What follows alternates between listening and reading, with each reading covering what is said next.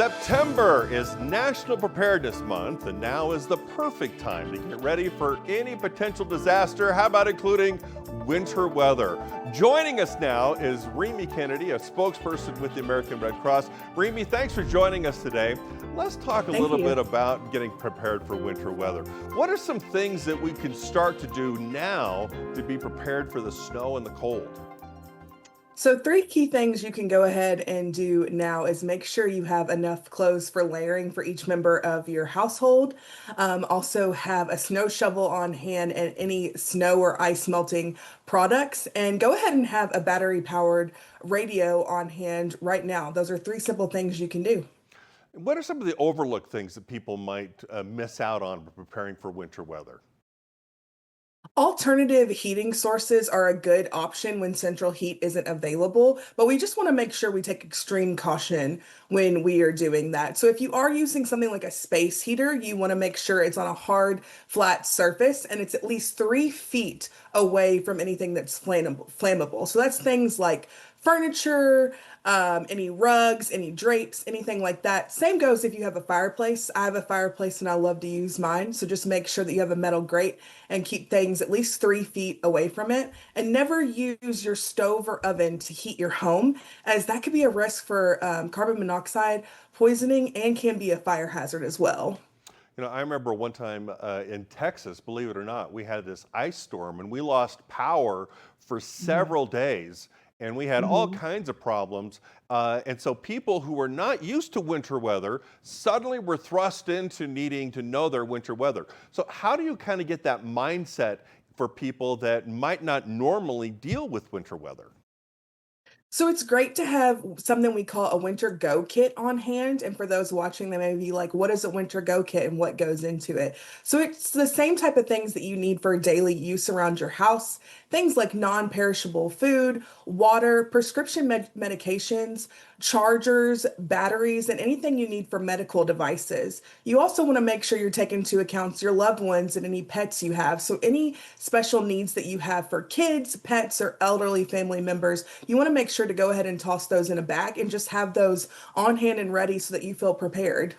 It sounds kind of like the same sorts of kits you have for tropical weather, only just maybe a little more clothing. Is that am I thinking along the same lines? Yes, yeah. So it's kind of similar to what other hazards that you will experience, just things that you can think, what do I need for that everyday use? What is something that I'm always going to need inside my home that I can take with me? One thing I learned, especially with some of my experiences in the past, is that having a small battery-powered thing that you charge Mhm. it up long before. We literally plugged in several little electric blankets, and we all huddled Yes. around those electric blankets, and because we didn't have any electricity for days, that made a Mhm. big difference for us as well. Also, the fact that we all kind of got into one room, so instead of trying to heat the entire house, we just took this little area, and that seemed to work for us. So, do you have any other ideas of things that people could do when they lose power and get that surprise jolt of winter weather?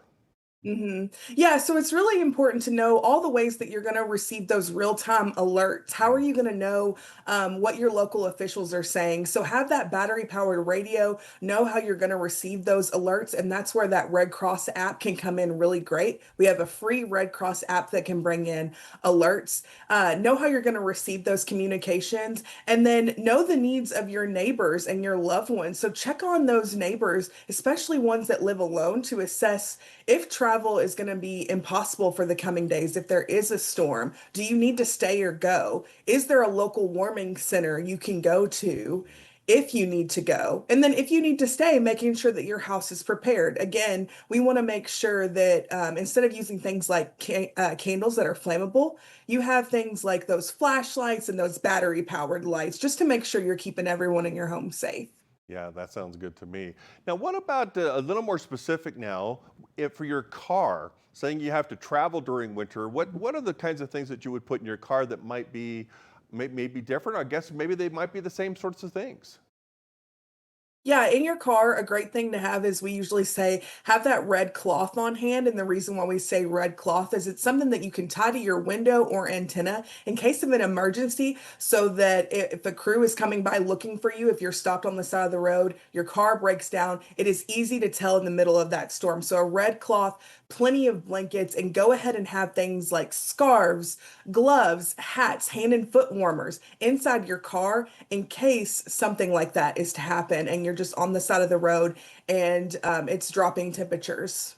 You know, one thing I found that was really helpful is that you go into a store and you can get those little packs where you break them and it Yes. makes things warm. So you take Mhm. that with a little blanket, and Mhm. suddenly a really bad situation can get a little bit better. So it seems Mhm. that being creative during this process might be pretty helpful. Yes. Yeah. It's all about thinking about what are your specific needs, what are your household's needs, and what does your neighborhood look like, and just being confident and knowing how to receive those communications from your local officials about what roadways might look like. If travel is going to be near impossible for the coming days, then what does that look like for your family? Do you need to go ahead and seek refuge somewhere else for a couple of days and try to get warm somewhere else? And again, our emergency app is a great tool to use, and that's a great thing that you can download. And people can download that right now by texting Get Emergency to 90999, going to redcross.org, or visiting their app store. It seems that being proactive and doing things now is probably the right approach. Would you agree with that? Yeah, I agree. That's what we're all about at the Red Cross. We want to make sure that you have all the information and tools that you need so that you feel confident going into any type of storm. Randy, we appreciate your time. Thanks for everything that you and your organization do for us. Hey, coming up, we're going to talk more about not only what's happening with winter weather, how about the tropics?